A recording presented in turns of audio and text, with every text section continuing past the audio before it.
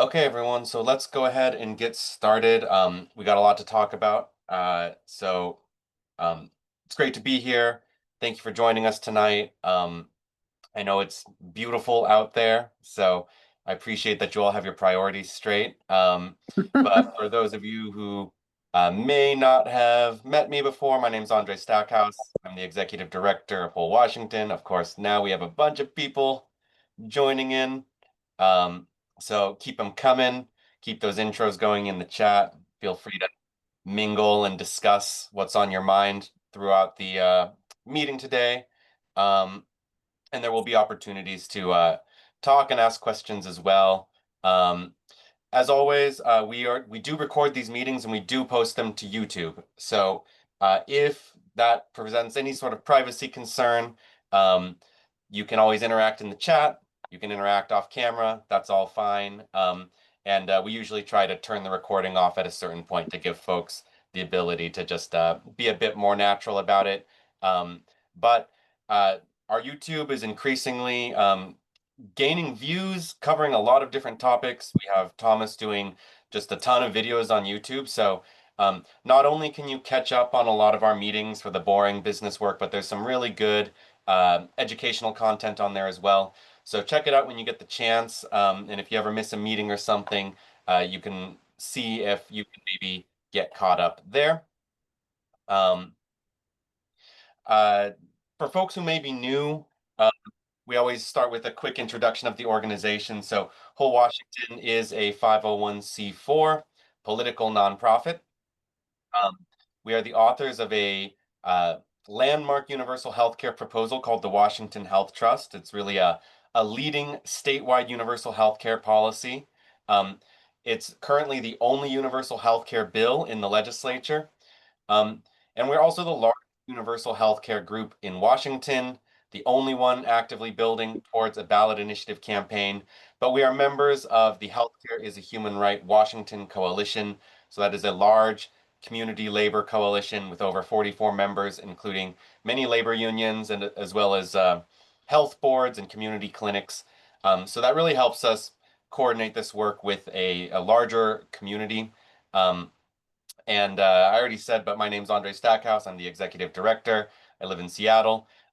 You can always get in touch with me. Email me, andre@wholewashington.org, or use that cal.com link to set up a one-on-one with me. I really try to make myself available. My job is to be available to the volunteers and to help them do the things they're trying to do. So if you feel that you have something that you want to bring to Whole Washington that you need to talk about, or you're trying to do something that you're not sure who to go to, please don't be shy. I'd really love to just get to know you. Uh, Want to just make folks aware of some stuff we have coming up this month. So we have a pretty packed events calendar, wholewashington.org/events, and that's where you can really find stuff to do. And increasingly, we hope that there is stuff that's available in your local community. Sometimes there may be, sometimes there may not be, but we're trying to get a lot more stuff on the calendar around a lot more of the state. Um, but a few things that we'll get to talk about. So there's a lot more volunteer coordination that's happening right now. So where at times you may feel like you're not hearing from us a lot, or it feels like there's not a lot going on, there's always a lot going on behind the scenes. But one thing we're doing this July is dedicating a lot more resources to volunteer coordination. And we've actually created a new committee for that. It's meeting at 10 a.m. on Tuesdays. So if you are currently less involved than you'd like to be, you're encouraged to attend volunteer coordination committee meeting if you can make it. And I know that 10 a.m. May not work for everyone, but that's really when this committee meets.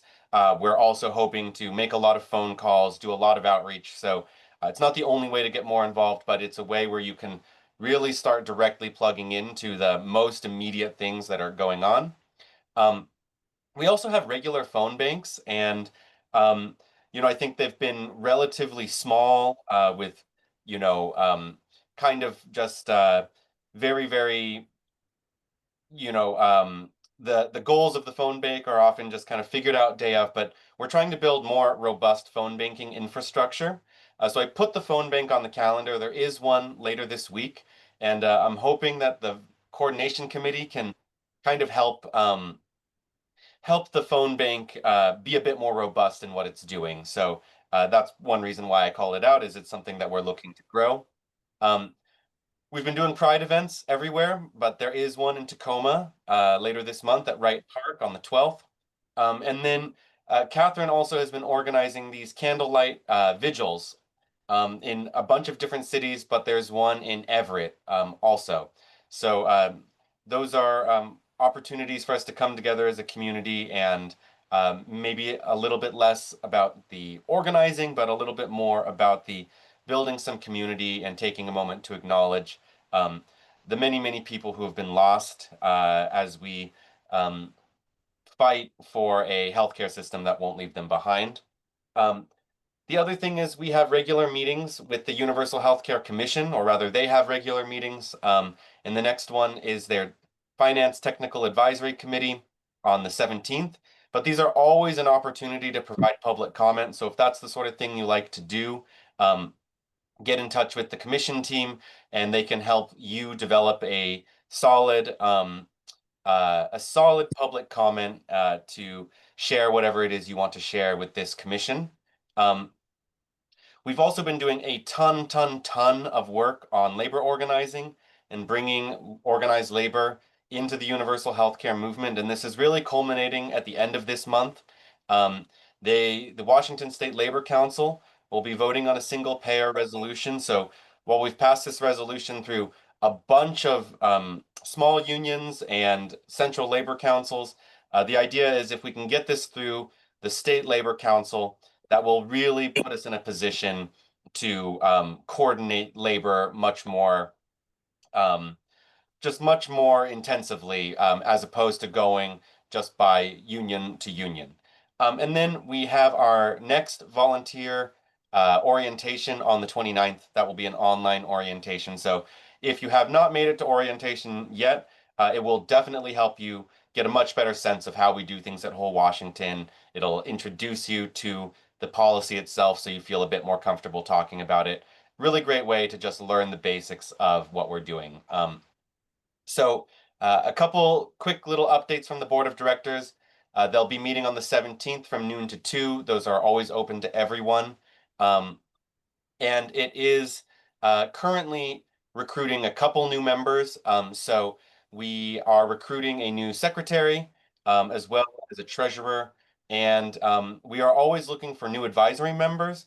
So if you are interested in joining the board of directors or know somebody who you think would be great on the board of directors, um, it's the advisory positions are a way for us to allow people to try that out. So you wouldn't necessarily have to just be super up to speed on everything right away. You could join initially as an advisory member and become more familiar with the work of the board. And I want to introduce a few new folks. So these folks have been active for a while, and I realize now I probably should have thrown one on here for Annie as well, who is the latest member of the advisory committee, the advisory board. But wanted to introduce Rhonda and Caitlin, who are co-leading our communications team, as well as Thomas, who's been doing a bunch of stuff at Whole Washington, but currently we are working under the title of social media coordinator. So, um, and social media is really part of the communications team, but I think we at least have Rhonda and Caitlin, or sorry, Rhonda and Thomas here. But um, if Rhonda, Caitlin, or Thomas would love to just pop on for a minute, do a quick introduction, talk about some of the work that the team is doing, we'd love to give you a moment to let folks know what's going on. I'm here, Andre. I'm happy to jump in. Go ahead. Terrific. Hey, everyone. So, Rhonda Gilligan. I am in Redmond, been in Washington for about 17 years. I'm retired. And I spent most of my career in tech as a director or leading design teams, product design, UX design. And so I'm hoping to bring that here to help make our website and emails and other communications more effective in doing two things primarily. One is making sure that new people looking for information, looking to volunteer, get that information easily and to the depth that they're looking for. And then also to make sure that all of you who have already joined and are volunteering can get the information and materials that you need really simply and quickly. To that end, I would encourage you all to sign up for Slack if you haven't already, because I'm going to be asking you guys some questions, getting some feedback. The best thing you can do to help me is let me know what's working and what's not, and so we can start trying to make things better for you. And I can't wait. I just can't wait to meet more of you in person and learn how to make it more effective for you. So Thank that's you, me. Rhonda. Go for it, Thomas. Hi, I'm Thomas Kennedy. I'm the social media coordinator right now, among other things, as Andre said. My goal with the social media team right now is to get a consistent social media calendar and resources so that we're not all posting different things and we're posting a more unified message. I also make a lot of content for YouTube, generally on the educational side. So taking over TikTok's been a bit of an adventure because that's not really an educational platform, but I'm making do where I can. And with that, I'll give it back to Andre. Thank you, Thomas. Um, and yeah, Annie's not here tonight, so I'd love to give Annie the opportunity to introduce herself maybe at the next all hands meeting. Andre, I'm sorry, can I jump back in for 1 second? Yeah, absolutely. I forgot to say, if anybody is interested, has a background in graphic design, web design, copywriting, content strategy, any of those kinds of fields, research, etc., please feel free to reach out to me on Slack, Rhonda Gilligan. I would love to have your help or guide or assistance. Excellent. Thank you. And there'll be lots of things like that that we can plug you into. Uh, quick fundraising update. Folks may remember that we had our first gala last May. And so the figures here are maybe a little bit not quite apples to apples. First of all, I'm not sure that the May numbers reflect. I'm sure the May numbers don't fully reflect what we brought in because they don't reflect pretty much all the money we brought in the night of the gala, but it reflects some ticket sales and sponsorships, and so these are really partial numbers for May, and they would be incredibly high if we had the full numbers, easily over $20,000. So May is going to be by far the biggest fundraising month that we are going to have in a long time. We would love to do another fundraiser this year. We would love to do the gala again. Uh, but really, these are very high numbers. June reflects something that's a little bit closer to our average numbers. So you can see that the number of contributions goes down, the average contributions goes down, the total raised is lower. One thing that I'm really pleased to see with the June numbers is that you can see that we have really, really high and fairly steady recurring donations. And so, we always love the one-time donations, but the recurring donations are what allow us to plan ahead and budget. Um, so it's really great to see those numbers holding strong.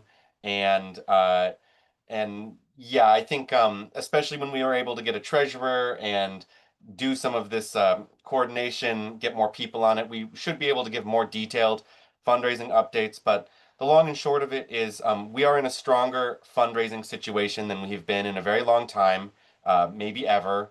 And right now, we are looking at the ways in which we can most effectively and responsibly spend this money, while recognizing that we are still in a position where we need to grow fundraising. It remains one of the biggest areas of need. We need fundraising leads and a more robust fundraising team. So even though we've made some great progress here, uh, still a lot of aspiration.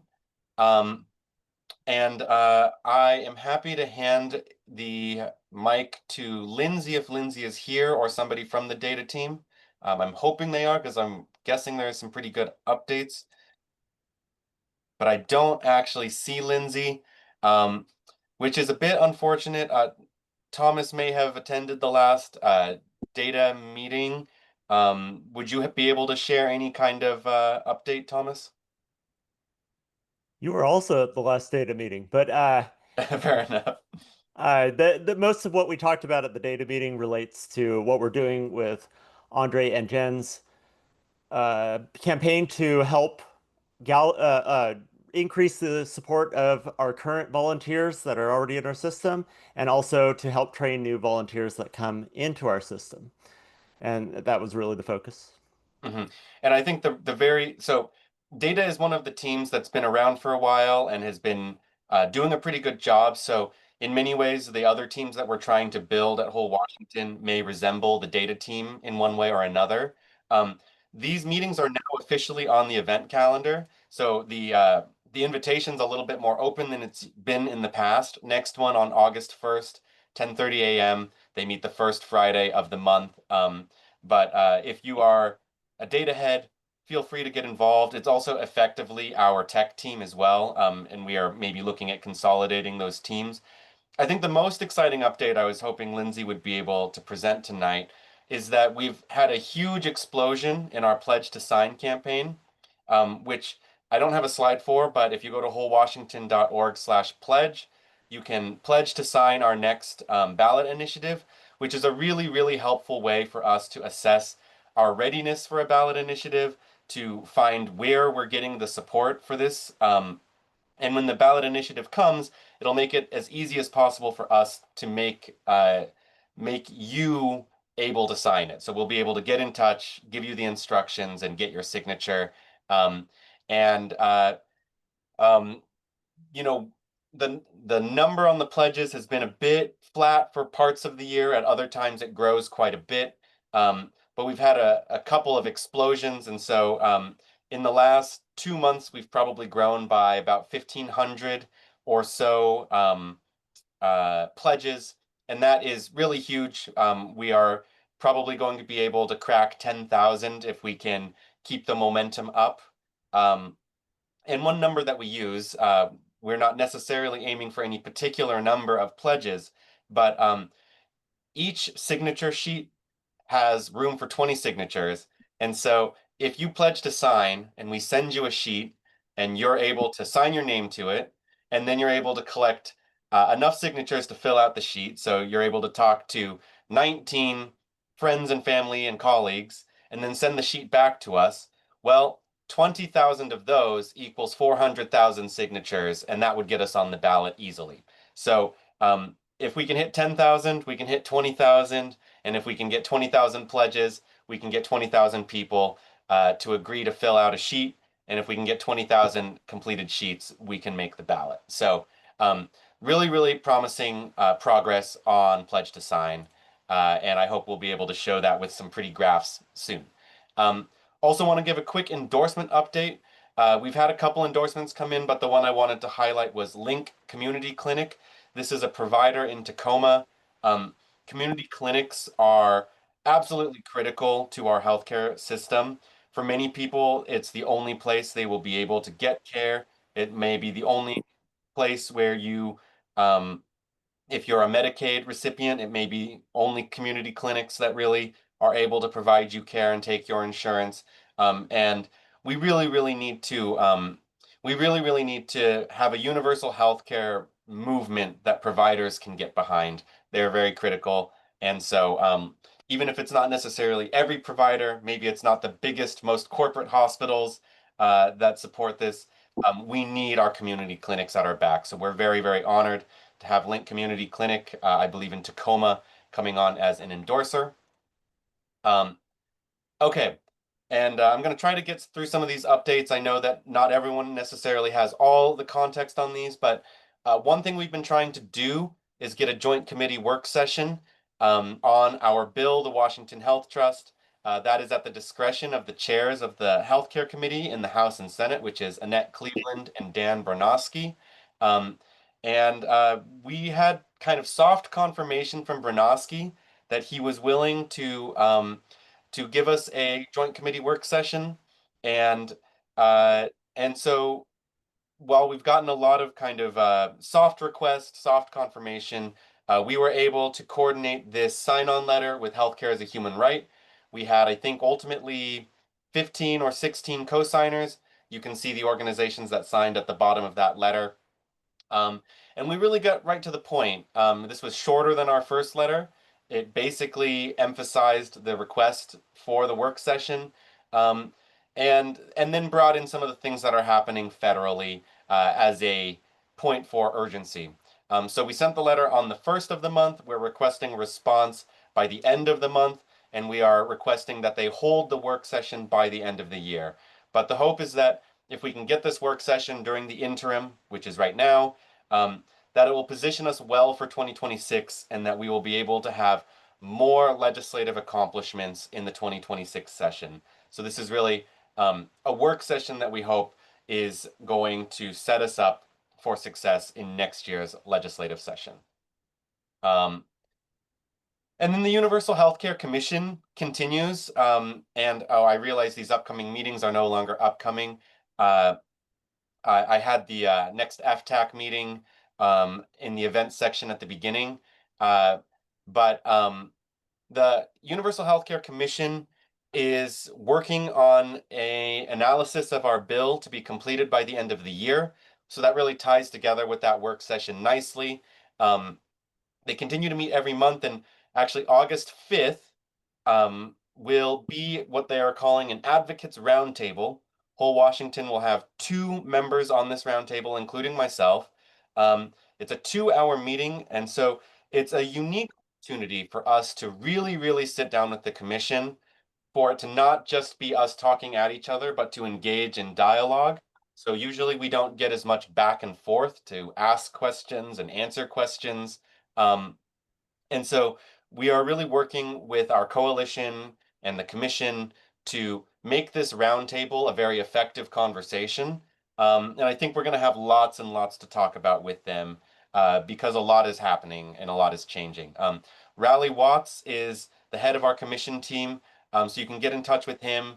And as I said, it's a monthly opportunity for us to provide public comments. And so there's always an opportunity to get involved. Okay, I want to talk briefly about Medicaid cuts. We had an emergency meeting about this last week. Maybe not everyone was able to attend. So just to kind of give some top line information about this, what is happening is that with the passage of the Trump budget, which you may have heard of referred to as the One Big Beautiful Bill, or one of its many nicknames, but effectively, among many things, it will have major cuts to Medicaid, and that, frankly, is a huge setback for our work. It is a dark time for a lot of people who may be covered by Medicaid or know somebody who they care about that's covered by Medicaid. And it hits Washington very hard.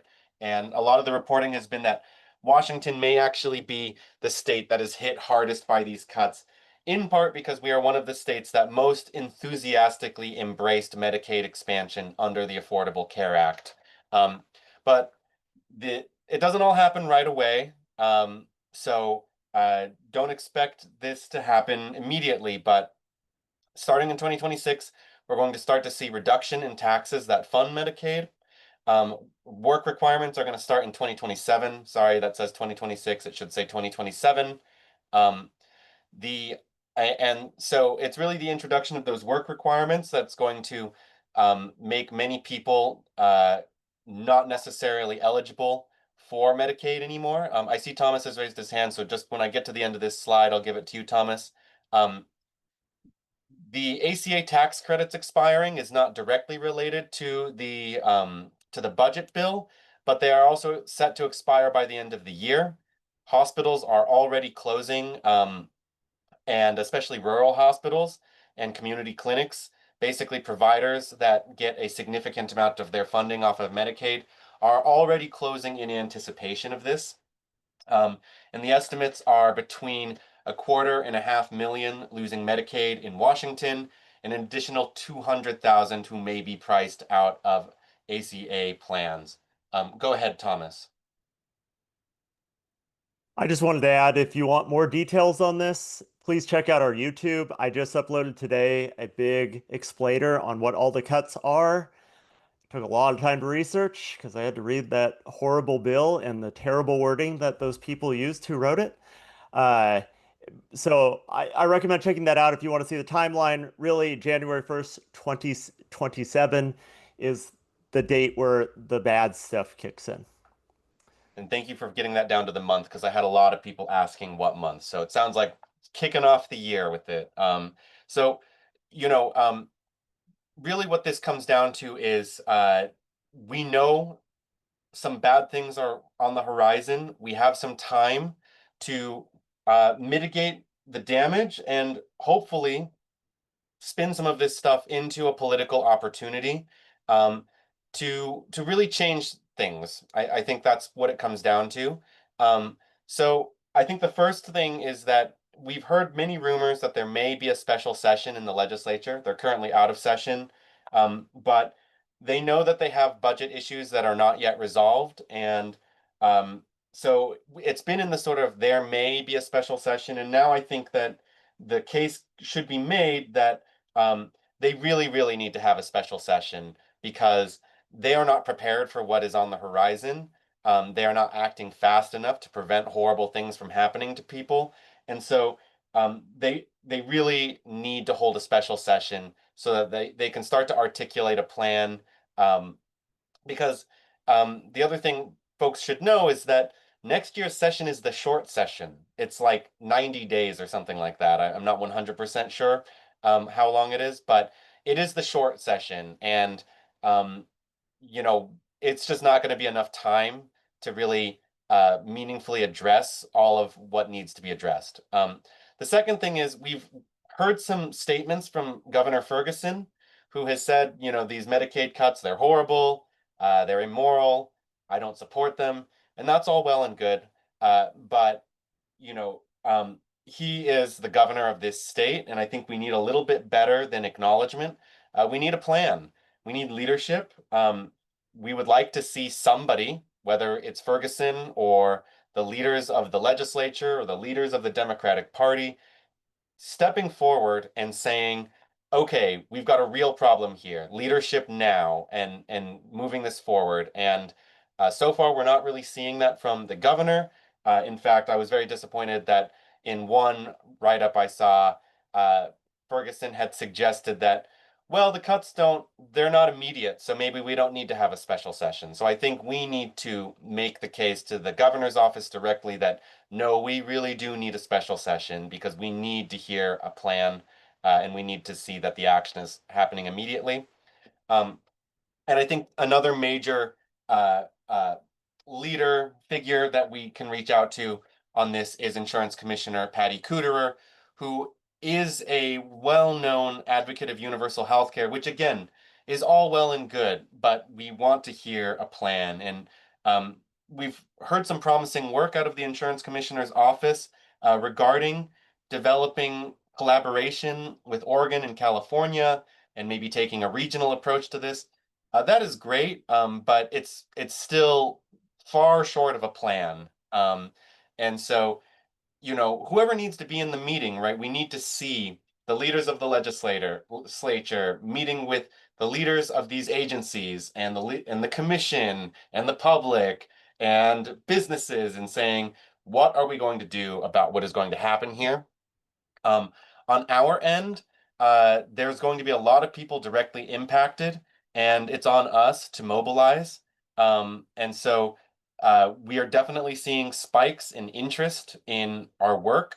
And it's great when people come to us and are interested in volunteering and stuff, but we also need to get out there, find the people who are going to be directly impacted, make sure they know what's coming. Many people may not know, many people may not understand that it came from the Trump budget bill. Um, and we need to explain to them what is going to happen and how we can prevent the worst from happening. Um, and I added this one. This does not come from the board or anything like that, but I think we need to start to explore pathways for things that can be done at the local level. Local governments probably can act faster than statewide government. We need to talk about things like emergency legislation and even mutual aid. Can we empower clinics to provide care for people who lose Medicaid? Can we find coverage for people who are about to lose it? There's a lot that needs to be figured out, but I think that, um, you know, I'll go to the next slide here because this is really the broad point. This is an emergency. I don't know yet that it's being treated as an emergency by the people that run this state. And that means that, it's on us to kind of rise to this moment. We need to consider new tactics. The slow and steady approach that the commission has been taking and the legislature has been advocating is not working. We're sliding backwards. We need the entire movement to escalate. We can put ourselves in that. But, we also have had a very mild-mannered movement in many ways. The Healthcare as a Human Right Coalition has wonderful people in it, but has always taken a very, very consensus-driven approach, a very incrementalist-driven approach, a very legislative approach. And I think that we are seeing the limitations of that. And so everyone is freaking out, and that's great, but we need this to actually change our tactics, to embrace escalation. And I think that it's now on whole Washington to really be that leader. We have always tried to lead from behind, and again, to work with others, to be very collaborative, to not alienate anyone. But I think that right now, so many people are looking in every direction for leadership, and we need to say that it is our moment to step forward and say, if no one else has ideas, then we do. Um, and it's really on all of us to meet this moment. And I think that there is a version of this story that goes, the backlash to this was so great, the mobilization was so great that we not only prevented the cuts from happening, but we reformed healthcare in Washington such that we were never left in such a vulnerable position again. And we need to take that message to literally everyone, and anyone who will listen and do a single thing about it. So that's really, the recap on the cuts and where they leave us. There is a lot to figure out, but these are some of the things we are exploring now. And if you're out there chomping at the bit to get something done, to do something, now is really a good time. So please work with us on it. And so that's where I kind of want to get into some actions and hopefully leave some time for us to be a bit more free form in the discussion tonight. So tomorrow's volunteer coordinating committee meeting, this is for people who want to be more involved or want to help other people get more involved. So whether you're looking to be sort of in more of a volunteer coordinating position, or you're just hoping to get coordinated, Jen and I are the people to talk to. The meetings are Tuesdays at 10 a.m. this month. So there's, if you can't make it tomorrow, there's more opportunities. And very likely we will extend this work beyond the month of July, but we're starting with July. So get in touch with us, bring your ideas for what you'd like to do, join the meeting. And the intent of the meeting is to have it be way less information based, way less updates, and here are the rules, and much more. Let's plug you directly into work. So that's one way that it may be different than, say, tonight's meeting. And a big part of what is happening is now, now really is the time for us to build this regional coordination system that we've been talking about. So one thing is that we've invited the regional coordinators to join tomorrow, and I'm quite sure that at least a few of them will be there. So we've had people who said they wanted to be regional coordinators. We haven't necessarily been there to build this whole system, but it really starts tomorrow. So we have currently, yes, we currently have 4, 1, 2, 3. Okay, this chart may have at least one inaccuracy on it. I'm not quite sure where it is right now, but a few of the regional coordinators that we had reached out to who had originally said they wanted to do it are no longer available for it. That's just part of the cost of doing business. A number of the regions are still covered, and one region, the Southeast region, we have not heard for sure if there is or isn't a coordinator yet. We had Dan, haven't been in touch in a while, so Dan may still be on board, but we may need to find a new Southeast regional coordinator as well. So if you are one of these coordinators, please work with us, especially this month. Please get in touch. Please join those coordination meetings if you can, and we're gonna really try to build this out this month. Also, let us know what you need. And if you are in one of the regions that is not covered or may not be covered, get in touch, and we would love, if you're interested, we would love to have you be one of the coordinators in those regions. Okay, so with all that said, I would love to open the floor for folks to ask questions, to share your own updates if there was something that wasn't covered. Share your ideas. The floor really is all of ours. And I think I will go ahead and pause the recording.